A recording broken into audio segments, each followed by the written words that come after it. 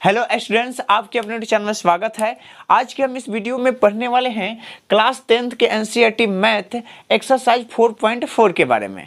हमने इसके पीछे के वीडियो में एक्सरसाइज 4.1, 2 और 3 के बहुत ही बेसिक कंसेप्ट के साथ क्वेश्चन का सॉल्यूशन इसके पीछे के वीडियो में करवा दिया गया है। अगर आप नहीं देखे हैं तो उन वीडियो को जा करके जरूर देख लीजिएगा, क्योंकि उस वीडियो में बहुत ही बेसिक कंसेप्ट के साथ एक्सरसाइज 4 को समझाया गया है। ठीक है, इस वीडियो में जो हम बात करेंगे केवल प्रश्नावली 4.4 के बारे में बात करेंगे। ठीक ना, कि प्रश्नावली 4.4 में किस तरह के क्वेश्चन हैं और उनको किस तरह से हल करेंगे। ठीक है, देखिए इस एक्सरसाइज में जो हमको कुछ पढ़ना है, आपको क्या पढ़ना है कि इसमें भी आपको द्विघात समीकरण दिया गया है। जिस तरह से हम इसके पीछे के एक्सरसाइज को पढ़ करके आए हैं, ठीक ना, कि आपको द्विघात समीकरण दिया गया था एक्सरसाइज 4.2 में, कि द्विघात समीकरण दिया गया था और उनका x का मान ज्ञात करना था। ठीक है, तो हम कैसे x का मान ज्ञात कर चुके हैं, अभी तक तो किए हैं हम कैसे पूर्ण वर्ग विधि से किए हैं,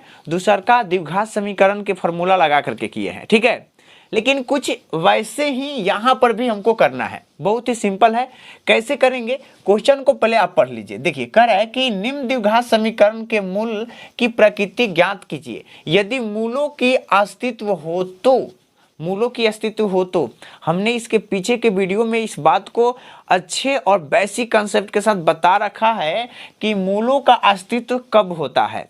हमने बताया है कि मूलों का अस्तित्व कब होता है। अगर आप नहीं जानते हैं तो चलिए एक बार यहाँ पर फिर से जान लेते हैं। ठीक ना, देखिए यहाँ पर अगर क्वेश्चन इस तरह से हमारे रहते हैं, जैसे कि मैं द्विघात समीकरण का व्यापक रूप लिख देता हूँ, कि व्यापक रूप होता है जैसे कि सवाल जो रहता है ax² plus bx plus c equal to 0। इस तरह के हमारे द्विघात समीकरण होते हैं और इसमें a होता है, b होता है, c होता है और एक और होता है जो होता है आपका d। ठीक ना, और यहाँ पर जो है मूलों का अस्तित्व तब होता है, ठीक ना, कि जब d बराबर b² माइनस 4ac अगर 0 से बड़े आ जाते हैं, ठीक ना, तब इनका मूलों का अस्तित्व होता है, अन्यथा नहीं होता है। समझ रहे हैं ना, यानी कि d equal to b² minus 4ac पर अगर हम इसका वैल्यू रखेंगे, रखने के बाद उसका मान 0 से बड़ा आ जाएगा तो उसका अस्तित्व है, अन्यथा अस्तित्व नहीं है। अभी 12 कैसे होता है, छोटा कैसे होता है, देखिए अगर माइनस में चला जाता है हमारा मान तो वो आपका क्या हो जाता है, वो हो जाता है आपका अस्तित्व नहीं होता है। लेकिन अगर वही प्लस में रहता है, 0 से बड़ा होता है, तो हम उनको कहते हैं कि मूलों का अस्तित्व है। तब क्या करते हैं, हम द्विघात समीकरण का सूत्र लगाते हैं। आप इसको जरूर पढ़े होंगे, समझ रहे हैं ना, पीछे के वीडियो में जरूर इस चीज को पढ़े हैं। तो द्विघात सूत्र क्या होता है, मैं यहाँ पर लिख देता हूँ फिर से, द्विघात सूत्र। ठीक है, देखिए हमारा द्विघात सूत्र क्या होता था, यही ना, x का मान निकालने के लिए minus b plus minus √d बटा 2a, यही ना होता था, यही तो आपका द्विघात सूत्र है। ठीक ना, अगर हमारा d का मान 0 से बड़ा आएगा तो x का मान इस फॉर्मूला से हम क्या करेंगे, निकाल लेंगे और हमारा इजीली निकल जाएगा। ठीक है, तो चलिए हम क्या करते हैं कि इस एक्सरसाइज के क्वेश्चन को हम हल करते हैं। जो आपका 1 नंबर में 3 क्वेश्चन दिए गए हैं और कहा जा रहा है कि अगर मूलों की प्रकृति बताएं और साथ में इनका अस्तित्व है तो इनको ज्ञात करें। क्या ज्ञात करें, तो इनकी x की मान को हमको ज्ञात करना है। ठीक है, तो चलिए हम सबसे पहले सॉल्यूशन में क्वेश्चन नंबर 1 को देखते हैं कि ये क्या है। तो हम क्या करते हैं कि सबसे पहले इसका सॉल्यूशन में हम लिख लेते हैं, जैसे कि हमारा सॉल्यूशन में ये हो जाएगा 2x² minus 3x plus 5 equal to 0। हमको क्या करना होगा, पहले इनकी प्रकृति बतानी होगी कि क्या इसकी प्रकृति है। तो हम इसके लिए a इक्वल टू ले लेते हैं क्या, 2, a का मान ये होगा, b का मान जो होगा आपका -3 होगा और c का मान जो होगा 5 होगा। ठीक है, ये हो गया हमारा a b c का मान। ठीक ना, तब यहाँ पर d इक्वल टू क्या होगा, तो d इक्वल टू तो आप तो जानते हैं b² माइनस 4ac होता है। ठीक ना, यहाँ से इनकी प्रकृति देख लेते हैं क्या है। ठीक ना, तो यहाँ पर b का मान क्या है, देखिए b का मान है हमारा क्या, -3, तो लिखते हैं -3 का स्क्वायर माइनस 4 गुने ए का मान क्या है देखिए तो थोड़ा, ए का मान 2 है, गुने सी का मान क्या है 5 है। अब यहाँ पर क्या करते हैं, इनको हल कर लेते हैं। जब इनको हल करेंगे इसका स्क्वायर करेंगे तो कितना होगा, 3 के 9 माइनस, अब ये हो जाएगा 4 दूनी के 8 है और 8 5 40, ठीक है। और इसको क्या करते हैं कि घटा लेते हैं, 9 में से जब 40 घटाएंगे 9 में से तो ये हो जाएगा आपका माइनस में आ जाएगा कितना, 31 आ जाएगा। कितना आ जाएगा, 31। अब बताइए ये d का मान तो माइनस में आ गया, जब d का मान माइनस में आ गया इसका मतलब ये तो 0 से छोटा है। जब 0 से छोटा है तो इस समीकरण का कोई भी मूल्य नहीं होगा। क्या, कोई भी मूल्य नहीं होगा। इसलिए हम यहाँ पर लिखेंगे कि अतः समीकरण का वास्तविक मूल नहीं है, वास्तविक मूल नहीं है, वास्तविक मूल, ठीक ना, वास्तविक मूल नहीं है, ठीक ना। इसी तरह से बनाएंगे, क्योंकि हम द्विघात समीकरण का यूज तभी करते, तभी उनका मूल निकालते जब ये d का मान हमारा क्या आता, यानी कि 0 से बड़ा आता है, ठीक है। तो ये तो क्वेश्चन बस इतना होगा। चलिए हम देखते हैं कि क्या 2 नंबर क्वेश्चन द्विघात समीकरण लगाने के लायक है कि नहीं है, इनका प्राकृतिक पहले देख लेते हैं, ठीक है, ठीक है। तो देखिए इसके बाद का जो आपका क्वेश्चन है क्वेश्चन नंबर 2, ठीक ना। तो क्वेश्चन नंबर 2 को भी क्या करना है आपको कि सिंपली इसको सॉल्यूशन में लिख लेना है। क्या है आपका समीकरण दिया गया, यानी कि 3x² माइनस 4 रूट 3x और प्लस 4 इक्वल टू 0। चलिए सबसे पहले इनका प्रकृति देखते हैं कि ये किस प्रकार है, ठीक ना। तो इसमें हम a इक्वल टू ले लेते हैं, a इक्वल टू क्या है 3 है। उसके बाद b इक्वल टू हम लेते हैं चिन्ह के साथ लेना है, यानी कि -4 रूट 3, ठीक ना। उसके बाद c इक्वल टू हमारा क्या हो जाएगा 4 हो जाएगा, ठीक ना। अब बताइए तो हमारा d क्या होता है, d होता है यही ना, d होता है b² माइनस 4ac होता है ना। अब इसमें क्या करते हैं, इस पर देख लेते हैं कि क्या है। तो ये क्या हो जाता है हमारा, यानी कि b², तो b का मान कितना है, b का मान है यहाँ पर हमारा -4 रूट 3 है। तो लिख लेते हैं -4 रूट 3 का स्क्वायर माइनस 4 गुने a का मान क्या है 3 है और c का मान क्या है 4 है। अब इसको गुना कर लेते हैं, जब गुना करेंगे तो कितना हो जाएगा, चौका 16 हो जाएगा। स्क्वायर से रूट कैंसिल होता है ये तो जानते ही हैं, चौका 16, यहाँ से 3 आएगा तो 16 कितना हो जाएगा 48 हो जाएगा माइनस। अब ये देखिए 4 3 12 आप बड़ चौक 48 माइनस 48 हो जाएगा, ठीक है। अब देखिए 48 में से 48 जाएगा तो कितना हो जाएगा 0 हो जाएगा। ये d का मान क्या आ गया 0 आ गया, यानी कि 0 0 के बराबर आ गया, ठीक ना। इसका मतलब जब 0 आ जाता है या फिर 0 से बड़ा आता है d का मान तो उनका मूल्य होते हैं, ठीक ना। तो यहाँ पर हम लिखेंगे अतः, यहाँ पर लिखेंगे कि अतः दी गई समीकरण का वास्तविक मूल होंगे, वास्तविक मूल होंगे, ठीक है।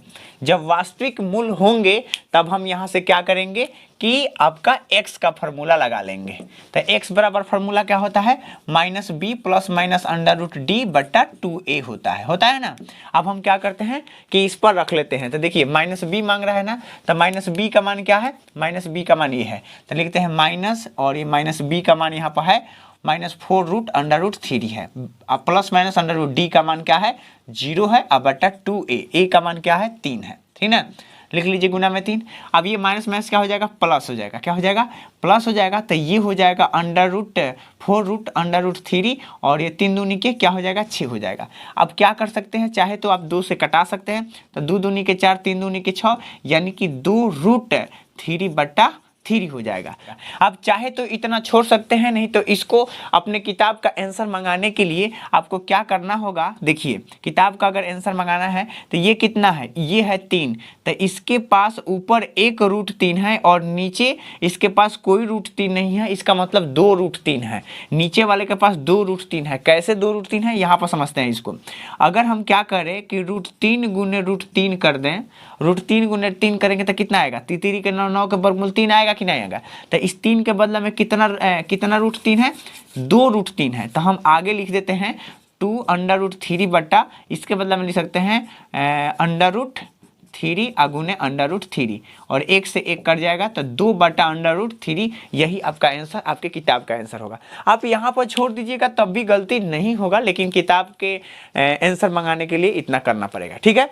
तो चलिए अब हम इसके आगे के क्वेश्चन को देखते हैं, क्वेश्चन नंबर 3 को, कि इनका मूल वास्तविक प्रकृति किस प्रकार का है, ठीक है। चलिए तो चलिए हम क्या करते हैं कि इसको सॉल्यूशन में लिख लेते हैं। तो सॉल्यूशन में 3 नंबर क्वेश्चन को लिख लेना है। क्या है, 2x² - 6x + 3 = 0।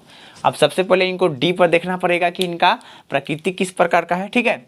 तो यहाँ पर a = हमारा क्या मिल जा रहा है, a = 2 मिल जाएगा, और b = चिन्ह के साथ हम ले लेंगे यानी कि 6 है, ठीक है। और c = आपको क्या मिल जाएगा, 3 मिल जाएगा, ठीक है। तो फिर d बराबर क्या होगा, तो आप तो जानते हैं ना कि d बराबर क्या होता है, b² - 4ac होता है ना। तो चलिए b का मान क्या है, b का मान 2 है, नहीं -6 है, तो 6 के स्क्वायर में 4 गुने a का मान क्या है, a का मान 2 है, और c का मान क्या है, 3 है। अब क्या करेंगे, 6 का स्क्वायर करेंगे तो 36 होगा, -4 दूनी के 8, 8 3 के 24 हो जाएगा। अब हम क्या करेंगे, जब हम इसको घटाएंगे 36 में से 24 घटाएंगे तो कितना हो जाएगा, ये हो जाएगा 2 और यहाँ पर 1 यानी कि 12 हो जाएगा, ठीक है। अब देखिए ये तो आपका 0 से 12 आ गया ना, जब 0 से 12 आ गया तो हम लिख लेंगे यहाँ पर अतः मूल वास्तविक होंगे, अतः दी गई समीकरण का वास्तविक मूल होंगे, लिखेंगे वास्तविक मूल होंगे, ठीक है, मूल होंगे, ठीक है, होंगे, ठीक है। तो यहाँ पर लिख लेना है कि दी गई समीकरण का वास्तविक मूल होंगे। जब वास्तविक मूल होगा तो आपको द्विघात समीकरण का प्रयोग करना होगा, ठीक है। तो द्विघात समीकरण x = क्या होता है, x = होता है -b ± √d बटा क्या होता है, 2a होता है, यही ना होता है। तो इस फॉर्मूला का यूज करके द्विघात समीकरण के, और हमको क्या करना है, x का मान निकाल लेना है, ठीक है। तो चलिए हम x का मान निकालते हैं यहाँ पर, ठीक है। तो x का मान हमारा क्या, तो हो जाएगा -b। तब -b का मान क्या है, पहले से माइनस इसमें है, ठीक है, तब -6 हो जाएगा ± √d। का मान हमारे पास कितना है, 12 है, लिख देते हैं। और 2a का मान कितना है हमारे पास, a का मान 2 है, ठीक है। बहुत ही सिंपल है, कटा देंगे इसको, प्लस माइनस दोनों कट जाएगा तो 6 और प्लस माइनस। इसके बदला में क्या लिख सकते हैं, इसके बदला में लिख सकते हैं 4×3 = 12, यानी कि 4×3 = 12 यानी कि 2√3 लिख सकते हैं, बटा 2 दूनी के 4। अब ये नहीं समझ में आएगा, कितने विद्यार्थी को ये समझ में नहीं आता है, ठीक है। देखिए 12 के बदला में आप ऐसे नहीं लिख सकते हैं, 4 × 3 लिख सकते हैं, और 4 का वर्गमूल 2 हो जाएगा, और ये नहीं होगा। तो समझ रहे हैं ना, बात समझिए गए होंगे। चलिए आगे बढ़ते हैं। तो अब हम क्या करेंगे, एक बार इन दोनों में से पहले कॉमन काट लेते हैं। इन दोनों में क्या कॉमन है, 2 कॉमन है। जब 2 कॉमन काटेंगे तो 3 ± √3 होगा, बटा नीचे हो जाएगा 4, और ये आपका कट जाएगा 2 बार में। तो यहाँ पर आपका फाइनली आंसर आ जाएगा 3 ± √3 बटा 2 हो जाएगा, ठीक ना। यही आपका आंसर होगा, ठीक ना। अगर आपका हो सकता है आपके आंसर जो दिया होगा यानी कि एक बार प्लस और एक बार माइनस में दिया होगा, ठीक है। तो इसी तरह से इन तीनों क्वेश्चनों का प्रकृति और मूल ज्ञात करते हैं। उम्मीद करते हैं कि इन सारे क्वेश्चन को आप समझे होंगे। चलिए अब हम इसके बाद क्वेश्चन नंबर 2 को देखते हैं कि आपका क्वेश्चन नंबर 2 क्या कर रहा है, ठीक है। देखिए इसके बाद का जो आपका क्वेश्चन है, क्वेश्चन नंबर 2 है, और क्वेश्चन नंबर 2 जो है आपका बहुत ही मस्ट और वीवीआई क्वेश्चन है। ये आपके एग्जाम में कहीं ना कहीं पूछे जाते हैं, अब बहुत बार पूछा गया क्वेश्चन है, ठीक है। तो इसलिए इस क्वेश्चन को आपको बहुत ध्यान से समझना है, और 100% मैं कहता हूँ ना कि इस तरह के क्वेश्चन पूछेगा आपके एग्जाम में, ठीक है। और क्या है क्वेश्चन, देखिए आपको द्विघात समीकरण दे देगा, एग्जाम में ऐसे ही क्वेश्चन पूछेगा कि इस तरह के एक द्विघात समीकरण दे देगा, और देने के बाद कहेगा कि आप k का मान ज्ञात कीजिए। क्या ज्ञात कीजिए, k का मान ज्ञात कीजिए। और इसी तरह के ही क्वेश्चन आपका 2 नंबर क्वेश्चन कर रहा है कि निम्न प्रत्येक द्विघात समीकरण में k का मान ज्ञात करना है, ठीक है। मान ज्ञात कीजिए कि उनके 2 बराबर मूल होंगे। कितने होंगे, 2 बराबर मूल होंगे। मतलब आपको इस तरह के समीकरण दे दिए जाते हैं एग्जाम में, और कहे जाते हैं कि आप k का मान ज्ञात कीजिए, ठीक है। तो आप किस तरह से k का मान ज्ञात कीजिएगा, आपको बहुत ही ध्यान से समझना है, ठीक है। चलिए तो हम सबसे पहले सॉल्यूशन में क्या करेंगे कि हम जो क्वेश्चन जो दिया गया है द्विघात समीकरण उसको सोल्यूशन में लिख लेंगे, ठीक है। 2x² प्लस kx और प्लस 3 इक्वल टू 0, ये हमारा क्वेश्चन है। अब यहाँ पर हम क्या करेंगे कि दिखेंगे कि a इक्वल टू क्या है। देखिए इसमें a क्या है, a है आपका 2 है, उसके बाद b क्या है, b इक्वल टू है हमारे पास k है, ठीक ना। उसके बाद c इक्वल टू क्या है, c इक्वल टू है हमारे पास 3, और d का मान निकालते हैं कैसे, b² माइनस 4ac से निकालते हैं ना। तो चलिए यहाँ पर उसका फॉर्मूला लिखते हैं, b² माइनस 4ac। तब b² माइनस 4ac क्या हो गया, तब b का मान क्या है हमारे पास, k हो गया, k के स्क्वायर माइनस 4 गुने a का मान क्या है 2 है, और c का मान क्या है 3 है। अब यहाँ से क्या आ जा रहा है, देखिए k² माइनस यानी कि 4 दूनी क्या अतिरिक्त 24। अब यहाँ पर हमारा मान क्या निकल के आ गया, d का k² माइनस 24 निकल करके आ गया, ठीक ना। अब आपका जो सवाल कर रहा था कि इनके मूल वास्तविक बराबर होंगे, मूल वास्तविक बराबर होंगे क्या मतलब कि यहाँ पर d इक्वल टू 0 रखेंगे, यानी कि इसका मूल वास्तविक समान तभी होंगे जब d इक्वल टू 0 होगा, है ना।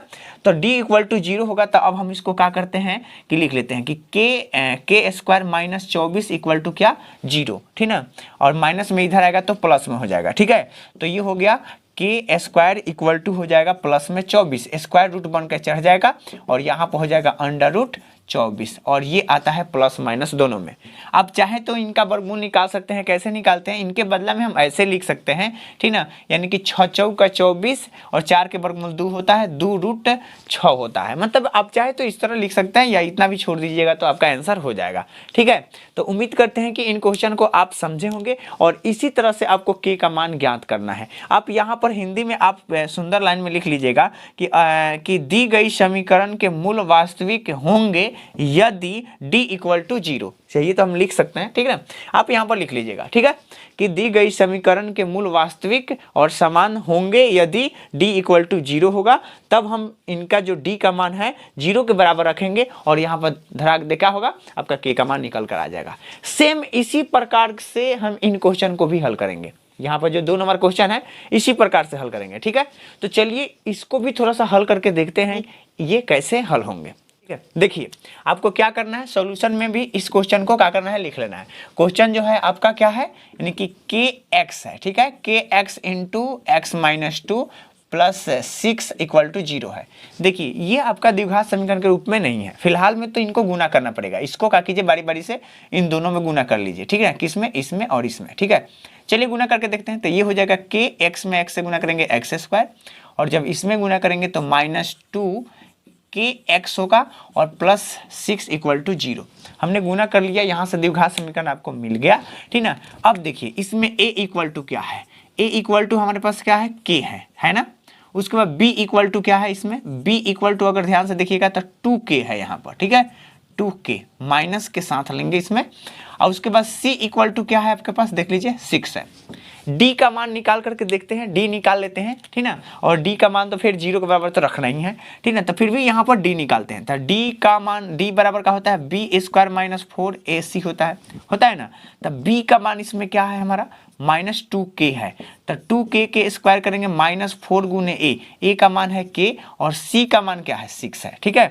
अब इसका स्क्वायर करेंगे तो हो जाएगा 4k² माइनस उसके बाद 6 चौका 24 हो जाएगा, k हो जाएगा, ठीक है। तो मूल वास्तविक समान होंगे कब, जब d इक्वल टू 0, ठीक ना। तो यहाँ पर लिखेंगे दी गई समीकरण के मूल वास्तविक और समान होंगे यदि, लिखेंगे यहाँ पर लिख देते हैं हम कि दी गई समीकरण के मूल वास्तविक और समान होंगे यदि d इक्वल टू 0 होंगे। तो क्या होंगे, d इक्वल टू 0 होंगे। तो यानी कि अगर d इक्वल टू 0 होंगे तो मूल वास्तविक समान होंगे, ठीक है। अब हम क्या करेंगे यहाँ से कि e जो वैल्यू है 0 के बराबर रख देते हैं, तो रखते हैं यहाँ पर। तो क्या है 4k, क्या है 4k के स्क्वायर माइनस 24k, ठीक ना, इक्वल टू 0। अब इन दोनों में से कॉमन थोड़ा सा देख लेते हैं कि इन दोनों में कॉमन क्या है। देखिए इन दोनों में जो कॉमन है यानी कि 4k कॉमन है। कितना कॉमन है? 4k। तो आप 4k कॉमन काढ़ लीजिए। जब 4k कॉमन काढ़ेंगे तो यहाँ पर मिलेगा हमको k और माइनस यहाँ पर मिलेगा आपका 6 मिलेगा और बराबर में 0। अब इसको क्या करते हैं, इधर गुना में भेज देते हैं, बाटा में भेज देते हैं। तो जब इसके बाटा में जाएगा 0 को तो 0 बटा कुछ भी 0 होता है। तो यहाँ पर आपको k माइनस 6 इक्वल टू 0 मिलेगा, ठीक ना। और माइनस में उधर जाएगा तो प्लस में, तो k इक्वल टू क्या हो गया? 6 हो गया। देखिए हमारा k का मान इजीली निकल कर आ गया कि ना आ गया? आया ना। तो हम इसी तरह से जितने भी क्वेश्चन होंगे हम बनाएंगे, ठीक है। और एग्जाम में जो आपका क्वेश्चन है k का मान, ये भाई पूछता है, आपको सीखना है, समझ रहा है ना। आपको किसी तरह से हर हालत में आपको इसको सीख ही लेना है, ठीक है। तो इसी तरह से k का मान ज्ञात करते हैं। उम्मीद करते हैं कि इन सारे क्वेश्चनों को आप समझे होंगे, ठीक है। तो आज के वीडियो में हम इतना ही रहने देते हैं। इसके आगे का जो क्वेश्चन है हम अगले वीडियो में देखेंगे, ठीक है।